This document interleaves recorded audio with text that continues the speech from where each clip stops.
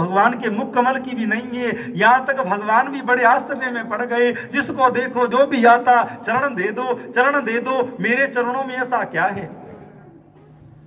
अद्भुत लीला भाई ये वट वृक्ष का पेड़ है, पत्तों का पल्ला बना हुआ है। श्री ठाकुर जी बालक के रूप में वहां पर विराजमान है, अपने अंगुष्ठ को अपने मुंह में ले रखा है और उस रस का अनुभव कर रही हैं। जिस चरणों को ब्रह्मा मांग रहे हैं, जिन चरणों को लक्ष्मी दबा रही है और जिन चरणों को सबरे भक्त मांगते हैं, उन चरणों का अंगूठा लेकर भगवान चूस करके उस रस का अनुभव करते हैं कि मेरे चरण में ये आनंद है।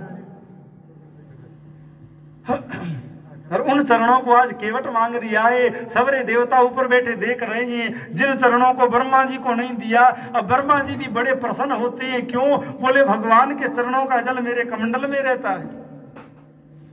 ब्रह्मा जी भी छाती चौड़ी करके बैठते हैं कि मेरे कमंडल में ब्रह्मा भगवान के चरण का जल अर्थात गंगा जी रहते हैं। पर इस केवट को भगवान क्या चरण दे देंगे? सीता जी और लक्ष्मण भी सोच रहे हैं, क्योंकि एक चरण की सेवा लक्ष्मण करते हैं, एक चरण की सेवा सीता जी करती है, तो क्या दोनों चरण केवट को दे देंगे? आज गंगा जी में भी लहरें उठ रही है, क्योंकि गंगा आज फिर एक बार पावन होने जा रही है। एक बार कब पावन हुई? जो ब्रह्मांड में छेद हुआ, बाहर का जल भीतर आया, भगवान के चरणों पे लगा तो गंगा जी हो गई। आज वो गंगा जी वाला जल फिर पुनः भगवान के चरणों पे लगने जा रहा है, क्योंकि गंगा से ही तो पार होना है और जल भी गंगा का ही बह रहा है।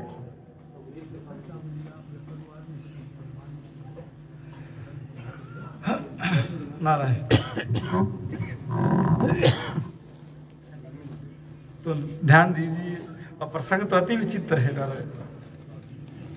आखिर में राम जी ने और केवट होशियारी करा, ये भी कह रहा है कि आपके बाप की सौगंध लगे, अगर मैं आपसे चरण धुलवा लूं, चरण धुलवा करके पार नहीं करूं और पार करके आपसे पैसा नहीं लूंगा, पैसा लूं तो आपके पिताजी की सौगंध लगे। लक्ष्मण कह रहे हैं अगर ले भी लेगा तो मरेंगे तो हमारे ही पिताजी, अगर उतराई ले भी लेगा तो मरेंगे तो हमारे ही पिताजी। तो बड़ा एक सुंदर प्रसंग वहां पर श्री तुलसी बाबा ने प्रकट किया है। आखिर में राम जी ने हाँ कर दी कि चरण धुला ले।